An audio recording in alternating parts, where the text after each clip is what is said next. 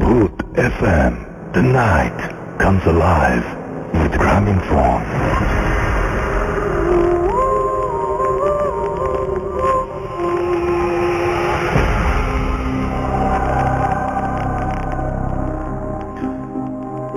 শুনছেন সবসময় রেডিও ফুটের এফএম। আমি রাসেল আছি সাথে ঘড়িতে সময় এক্স্যাক্টলি রাত 11:59 এবং ভূত এফএম শুরু হয়ে গেল। আপনাদের সবাইকে স্বাগত জানাচ্ছি ভূত এফএমে। আশা করছি সবাই সারাটা দিন ভালোই ছিলেন এবং সবসময় ভালোর দলে আছেন এবং আজকে একটা জমজমাট এপিসোড উপহার দিতে পারবো, যেহেতু আমাদের বেশ কিছু স্পেশাল গেস্ট আজকে আছেন উইথ সাম স্পেশাল স্টোরিজ।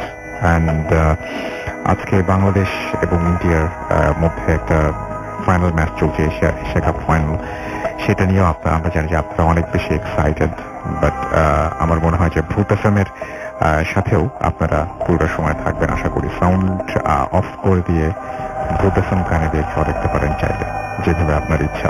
তো যাই হোক, আজকে শুরুতে যাই দিই কিভাবে আমাদেরকে আপনারা ইমেইল করবেন। আমাদের ইমেইল অ্যাড্রেস হচ্ছে bhootfm@radiofurti.fm, which is bhwtfm@radioforti.fm। আপনার নাম, ঠিকানা এবং ফোন নাম্বার সহ আপনার জীবনে ঘটে যাওয়া সেরা ঘটনা লিখে পাঠিয়ে দিন আমাদের কাছে। ঘটনার শুরুতে অবশ্যই উল্লেখ করুন যে ঘটনাটা আপনি স্টুডিওতে এসে শেয়ার করতে চান নাকি আপনি চান আপনার ঘটনা আমরা পড়ে শোনাই। যারা দেশের বাইরে রয়েছেন তারা সরাসরি অডিও ক্লিপ পাঠাতে পারেন বা লিখেও পাঠাতে পারেন আপনার ঘটনাটি, আমরা সিলেক্টেড হলে ডেফিনেটলি সেটা পড়ে শোনাব।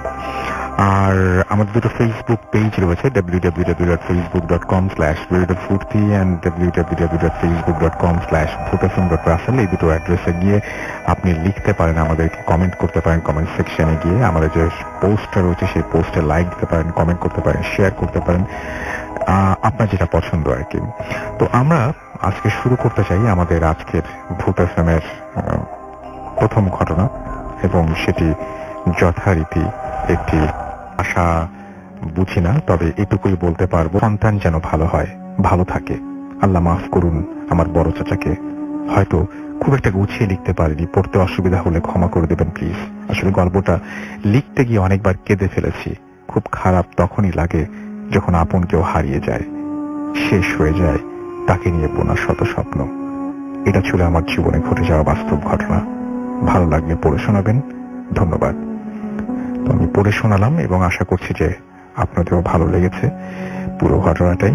এবং এখন যেটা করব সেটা হচ্ছে আমরা চলে যাব আমাদের অতিথির কাছে, এবং আমাদের আরো একজন নতুন অতিথি আমাদের সঙ্গে যোগ দিয়েছেন, আমরা তার কাছে ঘটনা শুনবো। প্রথমে জানতে চাইবো আপনার নাম, আপনি কোথা থেকে এসেছেন, তারপর আপনার ঘটনায় যাবো আমরা। হ্যালো, আসসালামু রাসেল ভাইয়া। হ্যালো লিসেনার, আমি হিম। আমি ঢাকায় থাকি, ঢাকার খিলগাঁও। জি, শুনি আপনার ঘটনা। রাসেল ভাই, ঘটনাটা হচ্ছে অলমোস্ট 4 বছর হয়ে গিয়েছে। তখন আমি ক্লাস 9-এ পড়ছি। তো 9 একেবারে শুরুর দিকে ঘটনা, ডিসেম্বরে, শীতকাল। আমি আর আমার একটা কাজিন তখন আমার খালাতো বোনের শ্বশুরবাড়ি ঘুরতে যাই আর কি। শ্বশুরবাড়িতে যেমন নিয়ে যাওয়া হয়, বোনদের সাথে যায়, তো ওইভাবে আমি আমার একটা কাজিন যাই আর কি তার সাথে। তো আমার ওই কাজিন ছিল আমার থেকে 1 বছরের জুনিয়র। তো জায়গাটা হচ্ছে গোপালগঞ্জ জেলায়। তো আমি এক্সাক্ট প্লেসটার নাম বলতে পারছি না, সরি, বাট আশেপাশে আরো কয়েকটা জায়গা ছিল, রামকৃষ্ণ এবং গোবিন্দবাজার নামে, এবং অনলি গোবিন্দবাজার জায়গাটাতেই কারেন্ট ছিল। আর আমরা যে জায়গাটায় ছিলাম ওইখানে তখনও কারেন্ট যায়নি, সোলার সিস্টেমে সবকিছু চলছে। তো আমরা যখন পৌঁছে ততক্ষণ অনেক রাত হয়ে যায়। গ্রামটা অনেক সুন্দর বোঝা যাচ্ছিল, আর আমরা যেখানে ছিলাম জায়গাটা খুবই অন্ধকার এবং জঙ্গলের ভিতরে, তা রাতে একটু হলেও বোঝা যাচ্ছিল। তো যেহেতু আমরা ঢাকা থেকে গিয়েছি, তো আমাকে আমার ওই কাজিনকে একটা নতুন বাসায় থাকতে দেওয়া হয়, তাদেরই বাসা। আর আমার কাজিন যে আপুটা যার বিয়ে হয়েছে তারা ছিল আরেকটা বিল্ডিং এ। তো দুই বাসার মধ্যে ডিস্টেন্সটা হচ্ছে শুধুমাত্র একটা উঠান। তো প্রথম রাতে আমার ওই কাজিনের কোনো সমস্যা হয়নি, আমরা ভালো মতো থাকি। পরদিন সকাল করে দুপুর যখন হয় তখন আমি আর আমার এই কাজিন বের হই। তা আমি বের হয়ে দেখলাম যে একটু ঘুরছিলাম গ্রামটা, তো দেখি যে বাসাটা আমার আপুরা যে বাসায় ছিল সে বাসার পিছে একটা পুকুর আছে। জি। তো আমি পুকুরের কাছে যাই, দেখলাম যে পুকুরটা নর্মাল পুকুরের মধ্যে, খালি একটু ঘোলাটে, খুব সবুজ হয়ে আছে। আর আমার ঠিক হাতের ডান পাশে, পুকুরের থেকে আমার হাতের ডান পাশে পুরাটা জঙ্গল, আর ওখানে একটা টিউবওয়েল ছিল।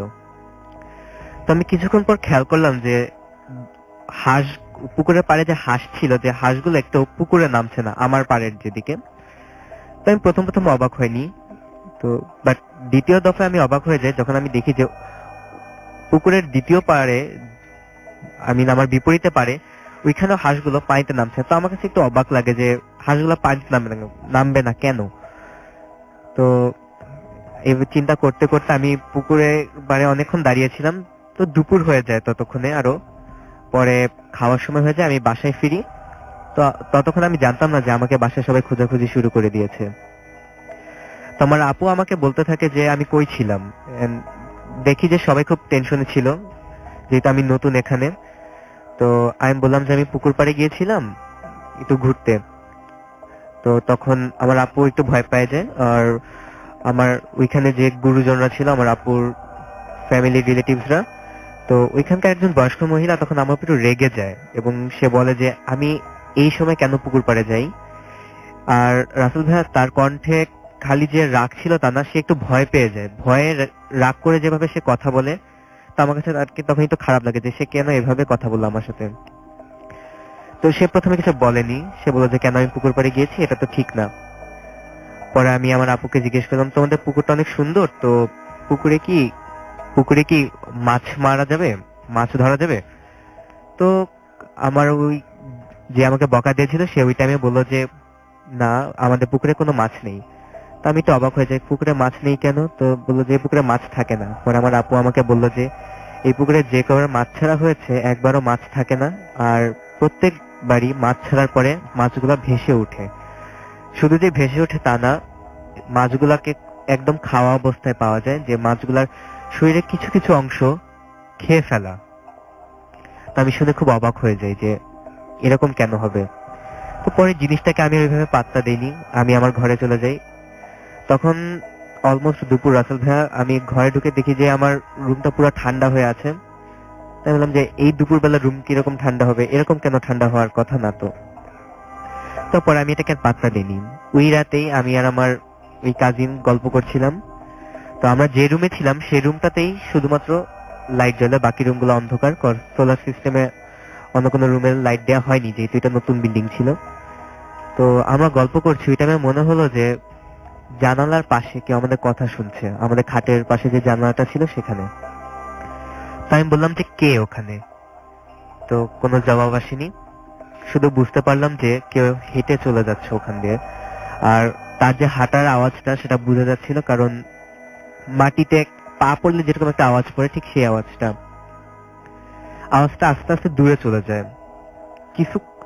কিছুক্ষণ যাওয়ার পরই ওই সেম ভাবেই আমরা শুনতে পাই যে আমাদের পাশের রুমে কেউ মনে হয় হেঁটে চলেছে, এবং আমাদের রুমটা পুরা সেই দুপুরে আমি যেরকম ঠান্ডা ফিল করছিলাম একদম ওরকম রুমটা পুরো ঠান্ডা হয়ে যায়।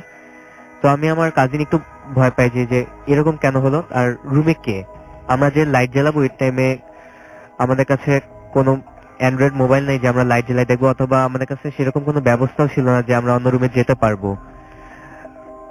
পরে আমার কাজিন ভয় পেয়ে যায়, ও বলে যে আয়তাল কুরসি পড়তে থাক, হয়তো ঠিক হয়ে যাবে। ও আয়তাল কুরসি পড়ার পরপরই আস্তে আস্তে আমরা বুঝতে পারলাম যে না, আওয়াজটা চলে যাচ্ছে। তুই রাতে আর কিছু হয়নি। দুপুরবেলা, পরদিন দুপুরে আমরা আবার ঘর থেকে বের হই। অলমোস্ট রাতের কাহিনী আমরা ভুলেই গিয়েছিলাম যে কি হয়েছে। তো আমার ঘর থেকে বের হলে বরাবর হচ্ছে পুকুর পাড়টা পড়ে, আমি পুকুর পাড়ের দিকে আবার যাই দুপুরবেলা।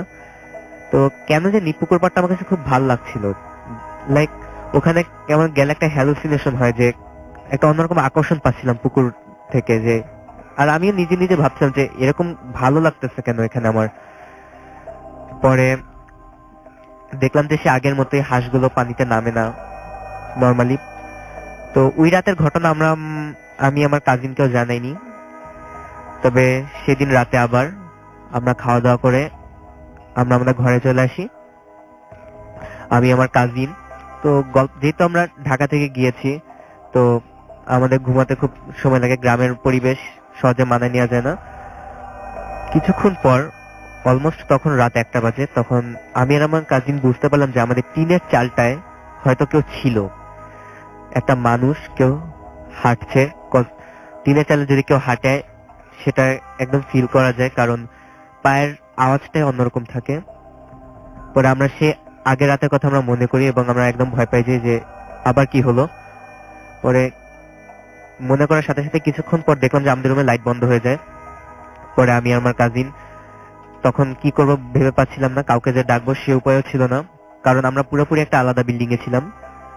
পরে আমি কিছুক্ষণ আমরা লাইটটা ঠিক করার ট্রাই করলাম, পরে লাইট জ্বলে উঠলো। লাইট জ্বলার সাথে সাথেই ঠিক বোঝা যাচ্ছিল যে টিনের চালে যে হেঁটে চলেছে সে তখন আস্তে আস্তে টিনের পাশ দিয়ে নিচে নামছে।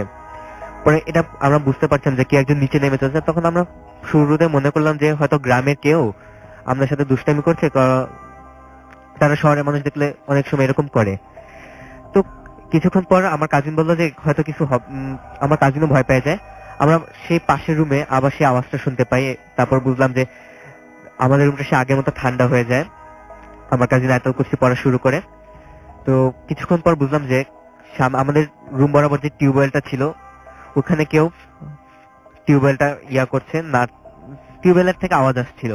পরে আমি দরজা খুলে, আমি মনে করি যে এত রাতে নিশ্চয়ই কেউ হয়তো টিউবওয়েল চালাচ্ছে। তো আমি দরজা খোলার চেষ্টা করি। আমার কাজিন বলে যে দরজা খোলার কোনো দরকার নেই, যদি কিছু হয়ে যায়। বললাম যে যদি কাউকে পাই।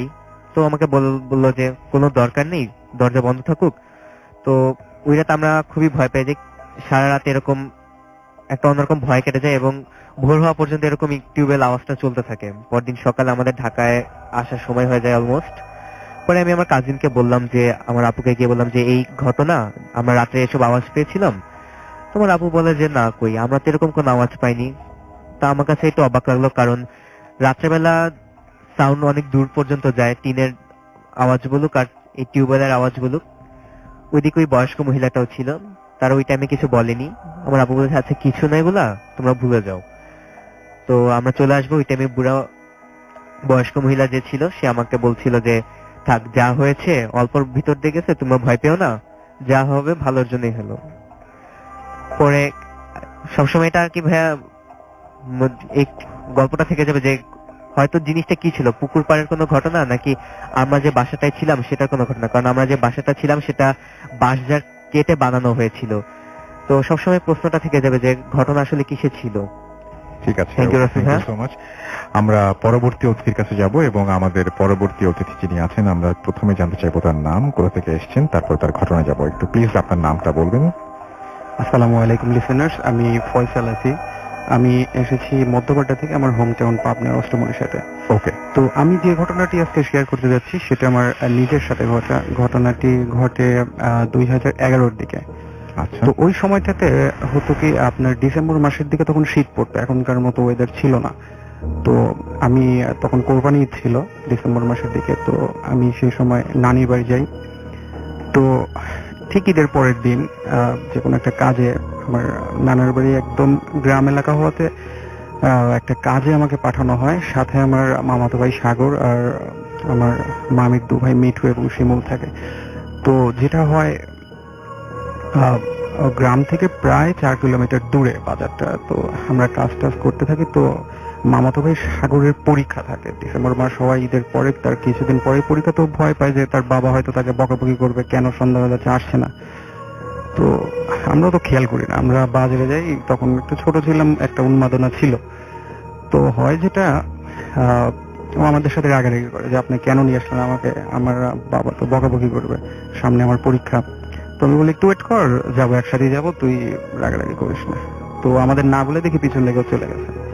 তো যখন ও চলে গেছে তখন আমরা তিনজনে ভয় পেয়ে গেছি যে বড় মামার ছেলে, একটাই ছেলে, যদি কিছু হয় তাহলে তো আমরা একটা সমস্যা পড়বো।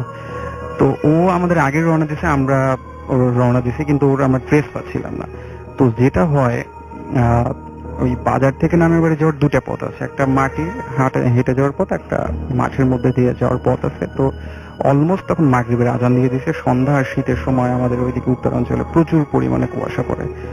তো যেটা হয়, আমি চিন্তা করি, আমি মিঠু এবং শিমুলকে বলি আমাদের মনে হয় বেটার হবে মাঠের মধ্যে দিয়ে যাওয়া, কারণ ও যদি রাস্তা দিয়ে যায় তাহলে আমরা বেটার, ও কারোর সাথে যাবে কোনো সমস্যা হবে না, রাস্তায় মানুষজন থাকে, কিন্তু যদি ও রাগে মাঠের মধ্যে দিয়ে যায় তাহলে আমাদের সমস্যা, কি না কি হবে, একা একা যাবে, ছোট মানুষ, পরে আমরা সমস্যা ফেস করবো। তো আমি বলি আচ্ছা আমরা 3 জন মাঠের মধ্যেই নামি। তো মাঠে নামছি, বাট অলমোস্ট 30 মিনিটের পথ ছিল। তো অন্ধকার, মোবাইলে একটা শুধু লাইট দিয়ে হাঁটছি। তো মিঠু আমাদের থেকে অনেক দূরে চলে যায়, আমি আর শিমুল আছি, শিমুল আমার 2 বছরের ছোট। তো যাচ্ছি, হঠাৎ খেয়াল করে সামনে একটা লোক দাঁড়িয়ে মাঝে। তো লোকটা এক্সাক্ট খেয়াল নেই, কারণ ওই সময় ওই ফিলিংসটাও ছিল না, ওই খেয়ালটাও ছিল না যে কে দাঁড়িয়ে কি। আমাদের মাথায় ছিল কখন সাগরের ট্রেস পাই, কারণ না হলে মামার কাছে বকা খাবো। তো আমি খেয়াল করলাম যে লোকটা মিঠুকে কিছু বলছে, কারণ ফাঁকা মাঠ, কিছু কথা শোনা যায়। তো আমি আর শিমুল যখন লোকটাকে ক্রস করছি, জাস্ট ক্রসটা করছি, ওই সময় শিমুল বলছে মামা একটু দাঁড়ান, আমার জুতাটা মনে হয় ছিঁড়ে গেছে অন্ধকারে, আর কুয়াশা একটু পিছলা ছিল কাদায়। তো আমি টর্চটা জ্বালছি মোবাইলের, জ্বালা জুতাটা খোঁজার জন্য পিছনে ঘুরছি, ঘুরে আমি স্ট্যান্ড একদম, যে লোকটা ভ্যানিশ।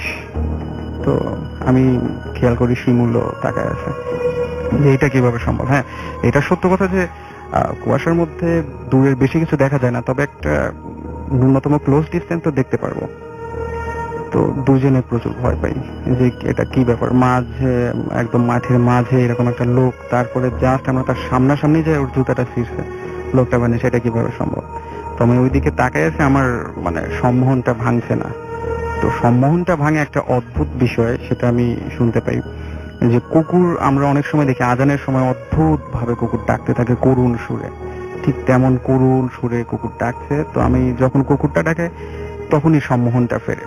তো আমরা ছোট ছিলাম, হয়তো ভূতের ভয়ের চেয়ে আমাদের কুকুরের ভয়টাই বেশি ছিল, কিন্তু বিষয়টা পরে আমাদের কাছে বড় হয়। তো আমি ওভাবেই আছি, ওর জুতাটাও নেই।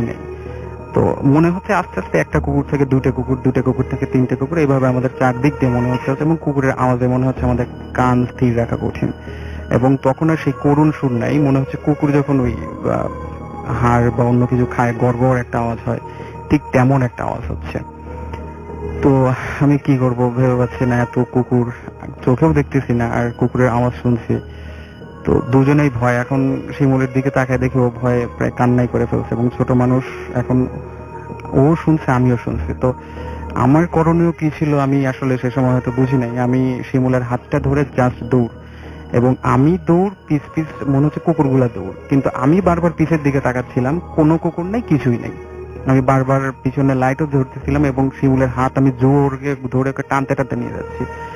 এভাবে কতক্ষণ যাচ্ছি খেয়াল নেই, কুকুরের আওয়াজ হচ্ছে, এবং এমন ভাবে কুকুর আওয়াজ করছে যে এখনই আমাদের ধরে ফেলবে, আমাদের উপর মনে হয় ঝাঁপায় পড়বে, এমন একটা অবস্থা।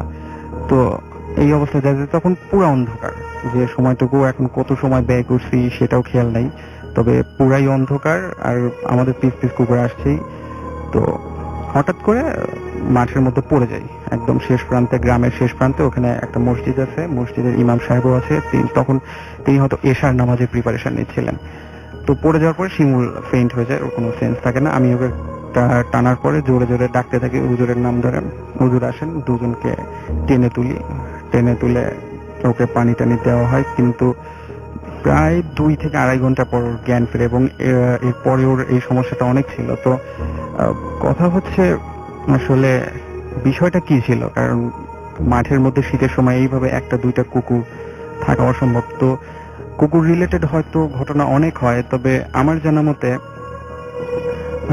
কুকুররা শয়তানের একটা প্রতিকৃতি, যেটা একটা হাদিস অনুযায়ী পাওয়া যায়। আল কালবুল আশহাদু শয়তান, একটা সহিহ হাদিস, যেটা বলা হয়েছে যে কালো কুকুররাই হচ্ছে শয়তান। তো এটাই ছিল ঘটনা আমার সবার সাথে শেয়ার করা। Thank you so much. আপনার বাবারই তো মনে হয় রাজশাহীতে কোনো একটা ঘটনা ঘটেছিল, তাই না? কি ঘটনা ঘটেছিল বলতে? এটা আমরা বহুবার শুনেছি, বহুভাবে।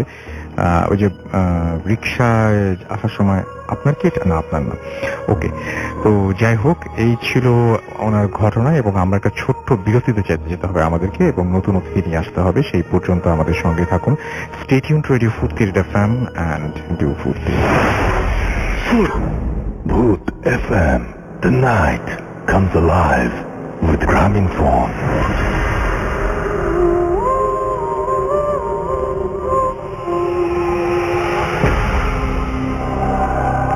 Welcome back.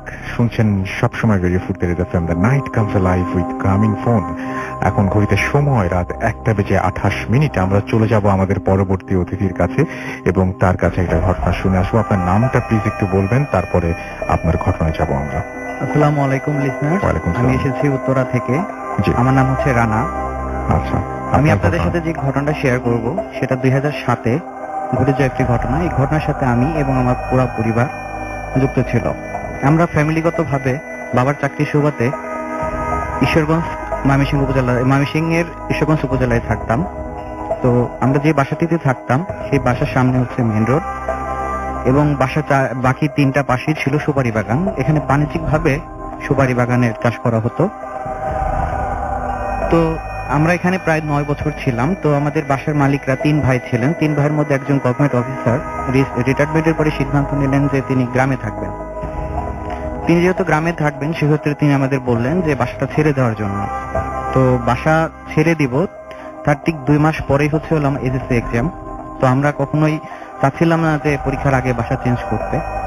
তো তার সাথে কথা বলার পরে তিনি জানালেন যে আপনারা যেহেতু অনেকদিন ছিলেন তাহলে বাসা ট্রান্সফার না করে আপনাদের পাশে যে একটা বাংলো বাড়ি আছে টিন শেডের, আপনারা সেই টিন শেড বাড়িতে উঠেন। তো আমরা কোন রকম উপায় না দেখে ওই বাসাতে উঠতে বাধ্য হই টিন শেডের।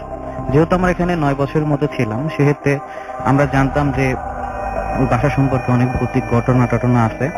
তো তারপরও একান্ত বাধ্য হয়ে বাসাতে উঠতে হলো। তো বাসায় ওঠার 2-3 দিন পর্যন্ত কোনো সমস্যাই ছিল না, কিন্তু পরবর্তীতে আম্মু যখন নামাজে দাঁড়াতেন তখন পেছন থেকে কেউ একজন তাকে ধাক্কা দিচ্ছে এমন ফিল হতো, বা আম্মুর কানে ফিসফিস করে কিছু বলতো। বাবা যেখানে বাইক রাখতেন সে বাইকের মধ্যে অদ্ভুত শব্দ হতো, বা মনে হয়েছে যে বাইকটা ধাক্কা দিয়ে কেউ ফেলে দিয়েছে। তো বাবা সবসময় পজিটিভ থিঙ্কিং করতেন। তিনি আমাদের বোঝাতেন যে নামাজের সময় হয়তো বা তোমার মাথা ঘোরাচ্ছে, এই জন্য হয়তো বা তুমি ফিল করছো কেউ তোমাকে পেছন থেকে ধাক্কা দিচ্ছে, বা বাইকটা পড়ে যাওয়ার পেছনে স্ট্যান্ডের কোনো ফল ছিল, এরকম ভাবতেন বা বলতেন আমাদের। তো এরকম চলতে থাকলো, কিন্তু তারপর অদ্ভুত ঘটনা আরো শুরু হতে থাকলো। তো এসএসসি পরীক্ষার আগের দিন তো আমি হোম টিউটরের বাসায় যাব। এই সময় বাসা থেকে যখন বেরোচ্ছিলাম তখন আমাদের যে বাসার মালিক ছিলেন, তো তিনি তার যে বিল্ডিংটা আমরা ছেড়ে এসেছি সেই বিল্ডিং এর রিনোভেশনের কাজের জন্য ঢাকা থেকে কিছু মিস্ত্রি নিয়েছিলেন। আচ্ছা, এই মিস্ত্রিগুলো ছিল সাধারণত টাইলসের। আগে এতটা টাইলস অ্যাভেলেবল ছিল না বলে ঢাকা থেকে তিনি মিস্ত্রি নিয়ে গিয়েছিলেন যে উনি কাজ টাজ করাবেন। এই মিস্ত্রিগুলো থাকতো আমরা যে টিন শেডের যে বাংলোটাতে থাকতাম তার পাশে একটা গ্যারেজের মতো ছিল। তারা সেখানে গ্যারেজের ওখানে থাকতো এবং নিজেরাই রান্না করে খেত। যেহেতু তারা ব্যাচেলার ছিল তাহলে ভাজি টাজি, মাছ টাছ বা ডিম ভাজি এগুলো তারা খাওয়ার চেষ্টা খেত আর কি। তো আমি যে বাসা থেকে বের হবো এই সময় শুনি যে লেবারদের মধ্যে প্রচন্ড ঝগড়া। তো বাবা বেরিয়ে আসলেন, আমি তো বেরিয়েই হচ্ছিলাম। তো বাবা জিজ্ঞেস করলেন কি হয়েছে, তো ঝগড়া করছো কেন? তো ওই লেবারদের মধ্যে একজন বলল যে কাকা দেখেন আমি তো মাছ ভাজি করে রাখছি আর ও তো ভাত খাচ্ছে, ও একাই না সবগুলা মাছ ভাজি করে খেয়ে ফেলছে। ও আরেকজন লেবার বলতেছে না আমি তো মাছ খাই না, আমি তো 1 পিস নেওয়ার কথা 1 পিস নিচ্ছি, আমি তো খাইনি। তো বাবা ব্যাপারটা বুঝলেন, বুঝে লেবারকে বললেন যে তোমরা রান্না বান্না যাই করো না কেন সন্ধ্যার আগে আগে করে ফেলো, খাও পরে, কিন্তু ভাজি টাজি সব আগে আগে করে ফেলো। তো বাবা ঝগড়াটা থামলেন, বাবা বাসায় চলে গেলেন আর আমি স্যারের বাসায় চলে গেলাম। তো স্যারের বাসায় যাওয়ার পরে 8টা কি 8:30টার সময় বাবা স্যারকে ফোন দিলেন, বললেন যে রানাকে পাঠিয়ে দাও, আর যদি সম্ভব হয় তুমি একটু রানাকে এগিয়ে দিয়ে আসো। তো স্যার আমাকে একটু এগিয়ে দিলেন, আমি বাসায় আসলাম। তো বাসায় আসার পরে বাসায় সেই রকম হইহুল্লোড় একটা ব্যাপার, মা চিৎকার করে কাঁদছে। আসলে বাসার ঘটনা ছিল যে আমরা যে বাসাটা টিন শেডের, সেই টিন শেডের মধ্যে প্রচন্ড ঢিল পড়তেছে। তো ঢিলগুলো পড়লে স্বাভাবিকভাবে চালে থেকে নিচে গড়িয়ে পড়বে, কিন্তু আসলে নিচে গড়িয়ে পড়ছে না। আমরা বারবার লক্ষ্য করলাম যে ঢিলটা শুধু শব্দই হচ্ছে, কিন্তু ঢিলগুলো মাটিতে গড়িয়ে পড়ছে না। আমরা 1বার 2বার বারবার লক্ষ্য করার ফলেও কিন্তু কোনো রকমের ঢিল খুঁজে পেলাম না। তো পরের দিন সকালে আব্বা অফিসে যাওয়ার আগে বাসার মালিকের সাথে কথা বললেন। তো বাসার মালিক আমাদের কথা শুনে মোটামুটি হাসলেন। তিনি বললেন এটা হয় নাকি? ওনাকে কোনোভাবেই বিশ্বাস করতে পারছিলাম না। তারপরও তিনি বললেন যে যদি পরবর্তী সময় কোনো সমস্যা হয় ওনাকে যেন রাতে ফোন করে আমরা জানাই। তো সেদিন দিন কাটলো। তো সন্ধ্যার পরে ঠিক একই রকমের ঝামেলা, যে টিনের চালে ঢিল পড়তেই থাকছে। তখন বাধ্য হয়ে মালিককে ফোন করলাম। তো মালিকের ড্রাইভার, মালিকের বাসার কাজের লোক সবাই আসলেন ছুটে, হাতে লাইট, তারপরে লাঠিটাটি এসব নিয়ে। তো তারা মালিকের ড্রাইভার আর হলো কাজের চাকর 3 জন, লেবার ছিল 3 জন, 6 জন, আর আমি আর বাবা, টোটাল 8 জনের 3টা ভাগে ভাগ হলাম। 3টা ভাগে ভাগ হয়ে মানে টোটাল যে সুপারি বাগানটা ছিল সেই টোটাল সুপারি বাগানটা আমরা মানে খুব মানে তল্লাশি করলাম যে কে বা ঢিল দিচ্ছে খোঁজার জন্য। এ পাশ এ পাশ সব দিকে যাচ্ছি, কিন্তু কোনো রকমের কে ঢিল দিচ্ছে এমন কোনো রকমের লোক খুঁজে পেলাম না। এর মধ্যে আধা ঘন্টা 1 ঘন্টা খোঁজার পরে আম্মু ফোন দিলেন আব্বাকে, যে বললেন যে তাড়াতাড়ি বাসায় আসার জন্য, বাসায় নাকি কি একটা ঝামেলা হচ্ছে। তো সবাই মিলে দৌড়ে বাসায় চলে আসলাম। তো বাসায় চলে এসে দেখি আম্মা চিৎকার করে কাঁদছে, আয়াতুল কুরসি ভাঙা ভাঙা স্বরে পড়ছে। তো বাসায় এসে মানে সবাই আমরা 8 জন সবাই বাসার ভিতরে ঢুকলাম। বাসায় ঢোকার পরে মা বলছিল যে দেওয়ালের মধ্যে কে যেন প্রচন্ড জোরে বড় রকমের হাতুড়িগুলো দিয়ে মানে প্রচন্ড জোরে বাড়ি দিচ্ছে, এবং শব্দটা ধিম করে মানে অনেকক্ষণ সময় ইকো হচ্ছে বা প্রতিধ্বনি হচ্ছে অনেকক্ষণ পরে। তো এটা ঘটার পরে আমরা মোটামুটি সবাই এখানে কান খাড়া করে শোনার চেষ্টা করলাম। এর মধ্যেই আমরা যখন সবাই 8 জনই যখন ঘরের ভেতরে ছিলাম, তখনও পরপর 2টা ধুম ধুম করে শব্দ হলো। শব্দ যখন হলো তখন মোটামুটি বাসার মালিক, যিনি বিশ্বাসই করছিলেন না এই ঘটনাটা, তিনি পর্যন্ত রীতিমতো ভয় পেয়ে গেলেন, এবং আমরা সবাই একরকমের গৃহবন্দী অবস্থায় ওখানে রইলাম। তারপরও সবাই সাহস করে আরেকটা শব্দ হওয়ার সাথে সাথেই করলাম কি, আমরা সবাই বেরিয়ে পড়লাম, কিন্তু আসলে কাউকেই দেখলাম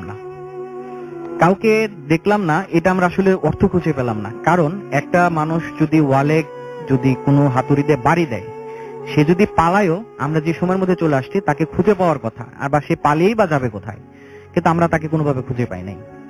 তো এর কোনো রকমের সমাধান হলো না, আমরা সারা রাত বসেই কাটাইলাম, পরের দিন পরীক্ষা দিলাম।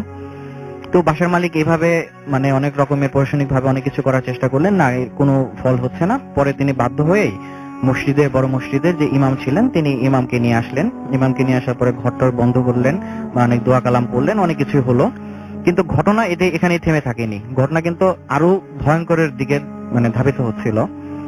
এর মধ্যে একদিন আমরা ঘুমাইছি, তো ঘুম থেকে উঠে দেখি যে ঘরের মধ্যে 2টা দরজার পর্দা ছিল, মেইন গেটের সাথে 2টা দরজা ছিল 2 রুম থেকে বাইরে বেরোনোর জন্য। এই 2টা রুমের দরজার পর্দা যে ছিল, পর্দাগুলো ফালি ফালি করে কাটা। এছাড়াও যে 8টি বা 9টি জানালার পর্দা ছিল, প্রত্যেকটা পর্দা ফালি ফালি করে কাটা, যেন কেউ কোনো ধারালো অস্ত্র দিয়ে কাটছে। আসলে এখানে মানুষের ঢোকার কোনো পসিবিলিটি নাই। কেন নাই? প্রথম হলো মেইন গেটটা বন্ধ, দ্বিতীয় হলো ঘরের দরজা বন্ধ। যদি কাউকে এই পর্দাটা কাটতে হয় তাহলে আমাদের ঘরের ভিতর আসতে হবে, আর ঘরের ভিতর তো বাবা মা আমি ছাড়া আসলে কেউ ছিল না। এটা দেখার পরে তো আম্মু অসুস্থ হয়ে পড়লেন। আম্মু এমন অসুস্থ হয়ে পড়লেন যে তিনি বিছানায় থেকে উঠতে পারছিলেন না, তার মনে সার্বক্ষণিক ভয় কাজ করতে থাকলেন, এবং তার কানে মানে বিভিন্ন ধরনের শব্দ মানে আরো আসতেই থাকলো। এরকম ঘটনা চলতেই থাকলো। আমরা যেহেতু আমার পরীক্ষা চলছিল এসএসসি, সেক্ষেত্রে আমরা বাসাটাও শিফট করতে পারছিলাম না, মোটামুটি একটু কষ্ট করেই আমাদের এখানে থাকতে হতো। বিশেষ করে সন্ধ্যার পরে আমরা কখনোই বাইরে বেরোতাম না, এবং জানলা দরজা বন্ধ করে সবগুলা লাইট অন করে আমরা রাতের বেলাতেও ঘুমাতাম। আচ্ছা, এরকম করে চলতে লাগলো। মোটামুটি আমরা গায়ে স্বভাবেই এখানে রয়ে গেলাম কিছুদিন। তো পরীক্ষা প্রায় শেষ, একটা পরীক্ষা বাকি আছে। ওই সময় আবার 2007-এর ওয়ার্ল্ড কাপ চলছিল, বাবা আমি মা 3 জনে বসে খেলা দেখছিলাম। রাত 11টার দিকে প্রথমবারের মতো দরজা টকটক করে শব্দ। তো দরজা টকটক করে শব্দ, বাবা ভাবলেন যে মেইন গেট তো আমি ভালো করে বন্ধ করছি, তাহলে তো কারো তো আসার প্রশ্নই নাই। তারপরে দরজায় টকটক শব্দ, পরে তিনি বললেন যে হয়তো আমি ভুলে বন্ধ করিনি মেইন গেট। তিনি দরজাটা খুললেন, কিন্তু কাউকে দেখতে পেলেন না। তিনি আবার দরজা বন্ধ করলেন, বন্ধ করে আবার খেলা দেখছিলাম আমরা। ঠিক তার আধা ঘন্টা পরে 11:30 দিয়ে আবার দরজায় টকটক শব্দ। তো দরজার টকটক শব্দ এবার কিন্তু আবার বাবা একটু রেগে গেলেন। মোটামুটি মানে সহ্য আর কতক্ষণ করা যায়, এতদিন ধরেই তো সহ্য করছি। তো তিনি হুট করে দরজাটা খুললেন। দরজা খুলেই এই প্রথমবারের মতো কোনো একটা শ্যাডো তিনি দেখতে পেলেন। শ্যাডোটা জাস্ট মানে উড়ে চলে যাচ্ছে এরকম কোনো কিছু, বা লাইক আগুনের পিণ্ডের মতো উড়ে চলে গেলেন। তিনি এটা দেখার পরে মোটামুটি হাতের লাইট এবং একটা লাঠি নিয়ে দৌড়ে বেরিয়ে গেলেন। বাবা যেহেতু এভাবে দৌড়ে বেরিয়ে গেলেন, সেক্ষেত্রে আমিও বাবার পেছনে দৌড়ে সুপারি বাগানের দিকে চলে গেলাম। তো সুপারি বাগানে ঠিক মাঝামাঝি যাওয়ার পরে বাবা থমকে দাঁড়ালেন। তো বাবা থমকে দাঁড়ানোর পরে আমিও বাবার পেছনে থমকে দাঁড়ালাম। থমকে দাঁড়ানোর পরে বাবার লাইটটা গেল হলো একটা অ্যাঙ্গেল করা 45 ডিগ্রি অ্যাঙ্গেলের মতো একটা বাঁকানো একটা সুপারি গাছ কাত হয়ে আছে, সেই কাত হওয়া সুপারি গাছের দিকে। তো এই সুপারি গাছের দিকে আমার চোখ পড়তেই আমি ইনস্ট্যান্ট ওইখানেই বমি করে দিচ্ছি, মানে ওই জিনিসটা দেখে। আসলে জিনিসটা ছিল এমন, ওই বাঁকানো ওই সুপারি গাছটাতে একটা মাংসপিণ্ড, মানে আমরা কুরবানির মাংস যেভাবে দেখি বা দোকানে যেভাবে মাংস ঝোলায় রাখে কষায়ের দোকানে, ঠিক যেভাবে মাংসের পিণ্ড ঝোলায় রাখে, ঠিক ওইরকম একটা মাংসের পিণ্ড এই সুপারি গাছটাতে। আর এই সুপারি গাছটাতে শুধু ওই মাংসের পিণ্ডের 2টি চোখ আছে, আর কিচ্ছু নাই, একদম জল জল করে আমাদের দিকে তাকিয়ে রয়েছে। তো এটা দেখে তো আমি অসুস্থ হয়ে পড়ছি। বাবা হাতের লাঠিটা ছেড়ে দিলেন এবং আমাকে ডান হাত দিয়ে আমাকে আঁকড়ে ধরলেন, আর বাঁ হাত দিয়ে ওটার দিকে টর্চ ধরে রাখছিলেন। তো আমরা যখন ওটা থেকে পেছানোর চেষ্টা করি, মোটামুটি ভয় পেয়ে পেছানোর চেষ্টা করতেছি, তখন ওটা আগাচ্ছে। আবার আমরা যখন একটু সাহস দেখে আগাচ্ছি, ওটা তখন পেছাচ্ছে। তো ও পেছাচ্ছে, আমরা আগাচ্ছি, আবার আমরা পেছাচ্ছি, ও আগাচ্ছে, এরকম কিছুক্ষণ চললো। তো আমরা যখন থেকে যে পালাবো বা পেছন হটবো, এই সুযোগটা আমরা পাচ্ছিলাম না। তো বাবা অনেকক্ষণ ইতি করে, মানে অনেকক্ষণ দোয়া কালাম পরে আমাকে ডান পা চুটে খুব শক্ত করে চেপে ধরে, মানে মোটামুটি মানে আল্লাহর নাম নিয়ে একদম পেছায় পড়লাম আমরা। পেছায় এক দৌড়ে যেভাবে পারছি, আসলে কিভাবে গেছি বাসায় সেটা জানি না, মানে এক দৌড়ে পিছায় চলে আসছি বাসার মধ্যে চলে এসে আম্মুকে কিচ্ছু বলি নাই। এমনিতেই সে অসুস্থ, যদি বলতাম আরো অসুস্থতার মানে আর বেশি অসুস্থ হইতো। এর পরবর্তী সময় আমি পরের দিন পরীক্ষাটা দিলাম। পরের দিন পরীক্ষা দেওয়ার পরে আমরা যত দ্রুত পারছি বাসাটা ছেড়ে চলে আসছি। আর বাসা থেকে ছেড়ে চলে আসার পরও আম্মুর অসুস্থতা প্রায় আরো 6 থেকে 7 মাস ছিল। এই ছিল রাসেল ভাই আমার ঘটনা। ওকে, অনেক ধন্যবাদ আপনাকে আপনার ঘটনার জন্য। আমরা ছোট্ট একটা বিরতিতে যাবো এবং বিরতির পরে আবারও ফিরে আসবো। সেই পর্যন্ত আমাদের সঙ্গে থাকুন। স্টে টিউনড ফর ফুর্তি এফএম এন্ড ডু ফুর্তি। Furti FM. The night comes alive with Graminphone.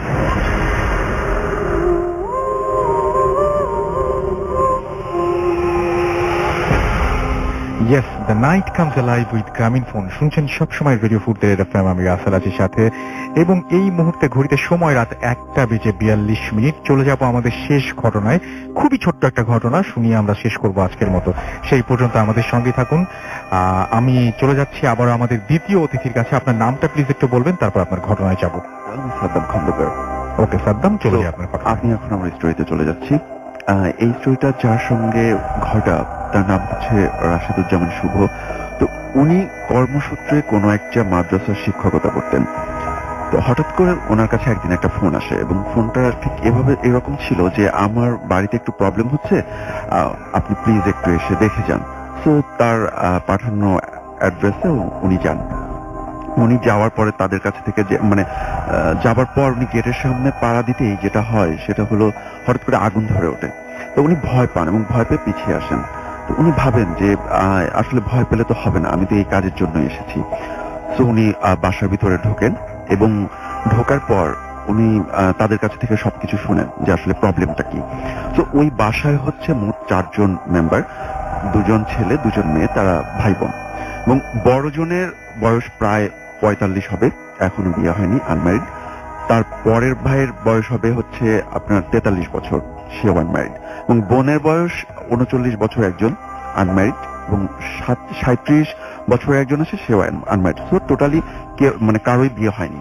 এবং তাদের কাছ থেকে ডিটেলসটা শুনে আসলে প্রবলেমটা কি। সো তারা যেটা নোটিস করে সেটা হচ্ছে যে তাদের এই বাড়িতে বেশ কিছুদিন ধরে যে প্রবলেমটা দেখা দিচ্ছে যে তারা কেউ কিচেনে রান্না করছে, হঠাৎ করে তাদের বাবা মা গিয়ে কিচেনে উপস্থিত এবং বলছে, বা তার মা বলছে যে আমি তোমাকে হেল্প করি।